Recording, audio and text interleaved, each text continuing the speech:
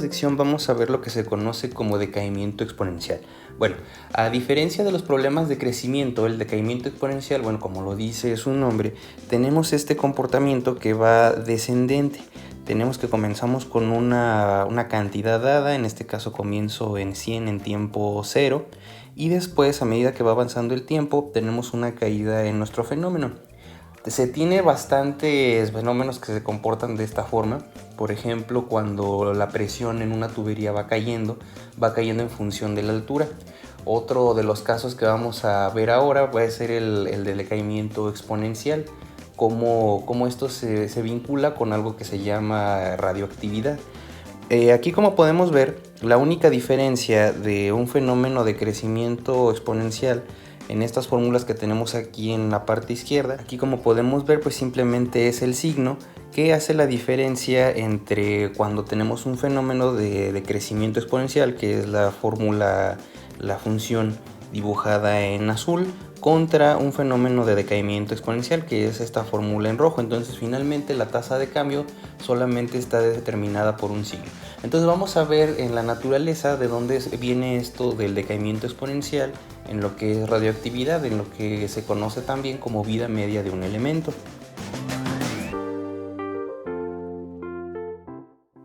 Para entender mejor esto del decaimiento exponencial en un elemento radioactivo, tenemos que dar un poco el marco de dónde viene esto, de a qué forma parte esto del decaimiento exponencial. Bueno, esto viene un poco en la parte de las 4 interacciones que conocemos en el universo. Primero, las 4 interacciones que conocemos, la más básica, de la que estamos más familiarizados, es con la gravedad. Después, la fuerza donde estamos más relacionados también en nuestra vida cotidiana es la fuerza electromagnética. Hasta aquí son todas las interacciones que podemos experimentar a forma macroscópica. Después, a forma microscópica, si ya nos metemos a interacciones en el átomo, cosas que no estamos familiarizados a menos que hagamos algún experimento de ruptura de un átomo, tiene que ver ya con esto que es la fuerza fuerte.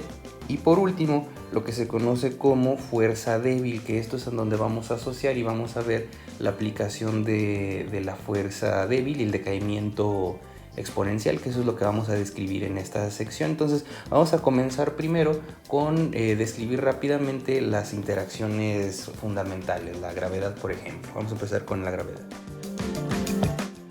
Comenzamos entonces con la primera interacción, que es la interacción gravitacional, que pues bueno, la describió ya en su forma final Isaac Newton allá en el siglo XVII. Un dato curioso de esto es que pues bueno, también Isaac Newton desarrolla todo esto de la teoría de gravedad y además lo que es la parte del cálculo diferencial integral que deriva en ecuaciones diferenciales.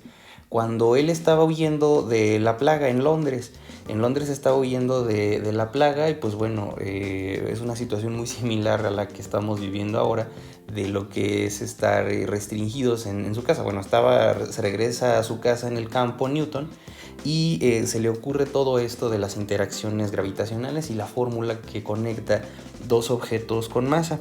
Entonces, por ejemplo, tenemos aquí el planeta con una masa 1, vamos a poner, y vamos a tener aquí, por ejemplo, la luna con una masa 2, o un objeto también incluso en la superficie con otra masa. Por ejemplo, puede ser una pelota, una persona, etc. Entonces Newton se da cuenta que esta interacción, esta fuerza que existe, es proporcional al producto de las masas, la masa 1 por la masa 2. Quiere decir que si, por ejemplo, el planeta fuera mucho más grande, si estuviéramos en un planeta del tamaño como Júpiter o Saturno, entonces la interacción gravitacional va a ser mucho más grande. Entonces la fuerza es proporcional al producto de las masas, eso es lo que quiere decir. También encontró en sus experimentos las mediciones que habían hecho otras personas, por ejemplo Galileo, y otras observaciones que había hecho Newton, que la interacción es inversamente proporcional a la distancia al cuadrado de estas dos masas. ¿Qué quiere decir? Que si yo me alejo del planeta, entre más lejos esté del planeta, entre más lejos estén estos cuerpos, la fuerza va a disminuir. Si nosotros metemos esto en esta fórmula, ya podemos ver que la interacción gravitacional va disminuyendo. Si juntamos estas dos fórmulas, y metemos una constante de proporcionalidad, ahora ya quitamos este símbolo de constante de proporcionalidad, ahora esto se va a convertir en la fórmula que encontró Newton. Esta G, ese es G mayúsculo, no la confundan con la constante de gravedad. Esta es una constante de acoplamiento. La constante de aceleración de gravedad en el planeta, pues es esto que ya conocemos de 9.8 metros sobre segundo al cuadrado. Tenemos esta fórmula a la que llega Newton, y ya con esto podemos ver la interacción que existe entre dos cuerpos con masa. Entonces esa es la primera parte de esta interacción que conocemos como fuerza gravitacional. Ahora vamos a ver las interacciones electromagnéticas. La segunda interacción que conocemos en la naturaleza es la fuerza electromagnética, la interacción electromagnética que existe entre dos objetos. Entonces aquí curiosamente también la forma de la fuerza que experimentan dos objetos es igual a lo siguiente: otra constante, vamos a ponerle aquí esta constante K, multiplicado por las cargas que existen entre los cuerpos, dividido también entre su separación. Entonces, si nosotros tenemos dos cuerpos cargados, por ejemplo uno positivo y uno negativo, aquí el producto de estas fuerzas va a ser hacia adentro. ¿Qué quiere decir? Como ya sabemos, las cargas opuestas se atraen, entonces esta carga y esta carga van a tender a juntarse y vamos a tener una atracción electrostática. Si fueran al revés, si en este caso tuviéramos dos cuerpos cargados positivos o dos cuerpos cargados negativos, aquí también pues recuerden, dos cuerpos con cargas iguales se repelen, entonces esto tiende a alejarse. Este fenómeno también se puede ver con imanes. Aquí estamos viendo cargas eléctricas, pero también podemos asociar esto a fenómenos magnéticos. Si nosotros tomamos dos imanes, entre más cerca estén, dependiendo de la polaridad del imán, la fuerza de atracción o repulsión va a ser mucho más fuerte entre más cerca estén, o sea, la separación que tenemos entre estos dos. También va a ser proporcional al tamaño de los imanes o cargas eléctricas que describió el físico escocés James Clerk Maxwell allá a principios del siglo XIX, a mediados del siglo XIX, con estas ecuaciones que tenemos aquí. Aquí podemos ver lo que es la interacción de fenómenos eléctricos, fenómenos magnéticos y cuando están cambiando con respecto al tiempo. Aquí podemos ver estas cuatro ecuaciones que nos ilustran todas las interacciones que conocemos de electricidad y magnetismo. Bueno, pues Maxwell se dio cuenta que estas eran parte de la misma teoría, es decir, que a fenómenos eléctricos están asociados fenómenos magnéticos y viceversa, a fenómenos magnéticos están asociados fenómenos eléctricos. Entonces aquí tenemos la fórmula de la interacción magnética, de interacción eléctrica, de la separación entre distancias. Entonces esta es la segunda interacción con la que estamos más familiarizados. Las siguientes interacciones, que ya nos van a llevar eventualmente a lo que es el decaimiento exponencial y radioactividad, es lo que vamos a ver ahora cuando viene lo que es la revolución cuántica. Ahora vamos a ver la tercera fuerza, que se conoce como fuerza fuerte. Entonces, como habíamos platicado en la sección anterior, la fuerza electromagnética nos habla que cargas iguales se repelen. Entonces ya después, cuando empezó a estudiarse la estructura interna del átomo, recordarán en alguna clase de química o física elemental que el núcleo de los átomos está compuesto por lo que son protones y neutrones. Los neutrones desde luego tienen carga neutra, pero los protones tienen carga positiva, como podemos ver en este diagrama.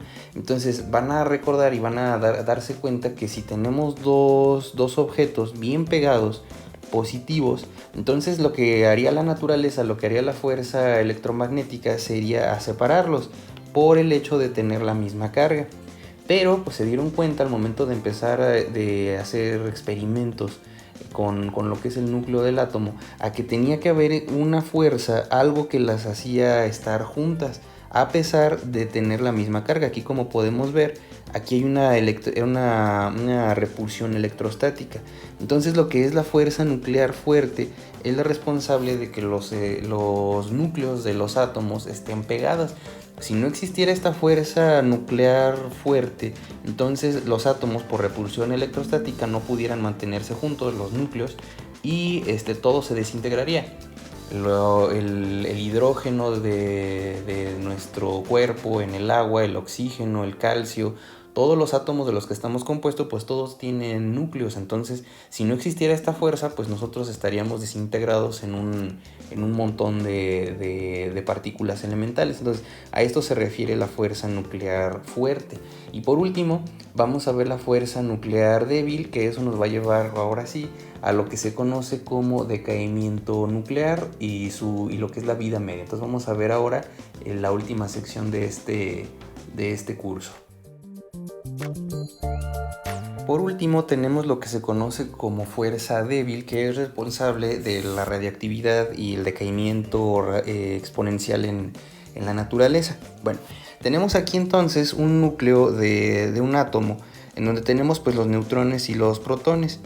Poco a poco con el tiempo, entre más grande es un núcleo de un átomo, pues más inestable es. ¿Qué quiere decir esto?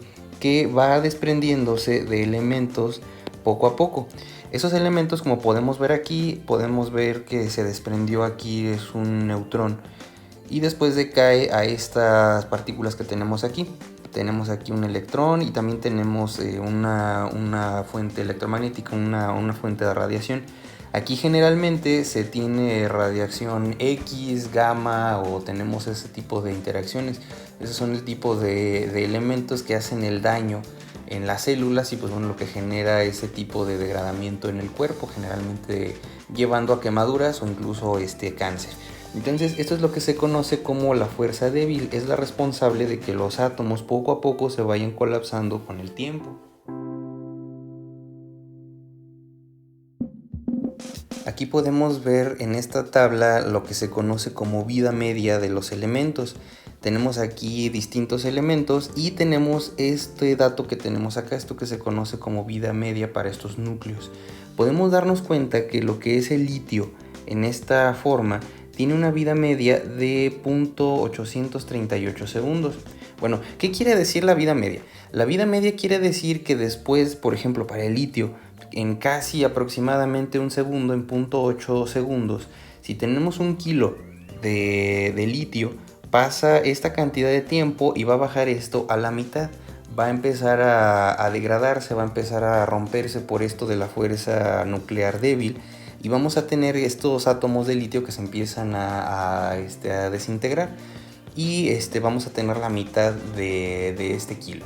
Entonces eso es lo que tenemos. Después pasa otro segundo, en este caso otros 0.838 segundos y en lugar de tener medio kilo, ahora vamos a tener la mitad de eso. No quiere decir que ahora vamos a perder otro medio kilo, no. Quiere decir que vamos a perder la mitad de la mitad. Entonces, esto es a lo que se refiere la vida media. Por ejemplo, vemos elementos como el uranio que tardan 703 millones de años en bajar su contenido a la mitad. ¿Qué quiere decir eso? Que si nosotros comenzamos con un kilo vamos a tener esta degradación. Por ejemplo, si nosotros tomamos un elemento que tiene como vida media una unidad, ya sea un día, un segundo, una hora, vamos a poner aquí la escala temporal en el eje X hacia allá. Les repito, ya sea segundos, años o lo que sea, pero vamos a tener un decaimiento de una unidad. Y aquí vamos a tener la masa. Vamos a suponer que comenzamos con 100 gramos en 0, vamos a ponerlo en segundos. Dejamos que pasa un segundo y ahora vamos a bajar de 100 a 50 gramos. Después pasa otro segundo y no vamos a caer a 0 gramos. Lo que quiere decir la vida media es que ahora vamos a tener un decaimiento de estos 50 gramos a la mitad de 50 gramos. La mitad de 50 pues vamos a caer a 25.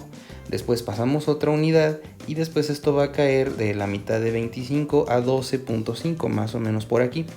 Si nosotros seguimos esta secuencia, no vamos a llegar directamente a 0, vamos a tener un decaimiento de este estilo. Si lo juntamos, vamos a tener nuevamente que aparece una exponencial de esta forma. ¿Qué quiere decir esto? Que la velocidad con la que cae en el primer segundo tenemos que es mucho más rápido que lo que cae en el segundo. Tenemos ahora que disminuyó, en lugar de aquí hasta acá, tenemos que disminuyó esta cantidad más pequeña. Después, en el tercer segundo, tenemos que vuelve a disminuir su tasa de cambio. ¿Qué quiere decir esto? Quiere decir que la forma en la que cambia nuestra sustancia, en este caso la masa, con respecto al tiempo, es proporcional a la cantidad de masa original que tenemos en nuestro sistema.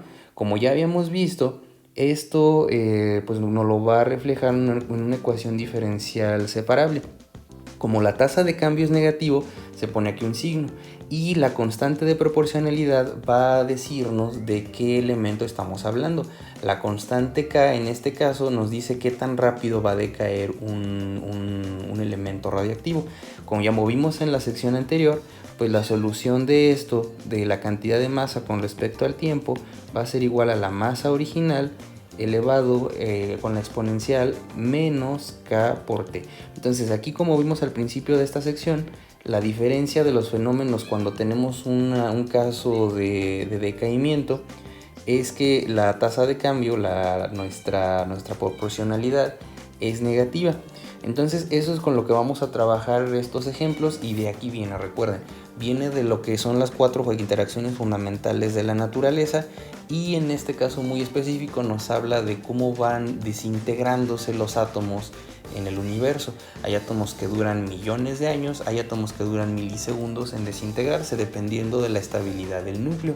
Entonces más adelante vamos a ver una serie de ejemplos en los que vamos a aplicar esta fórmula de decaimiento exponencial.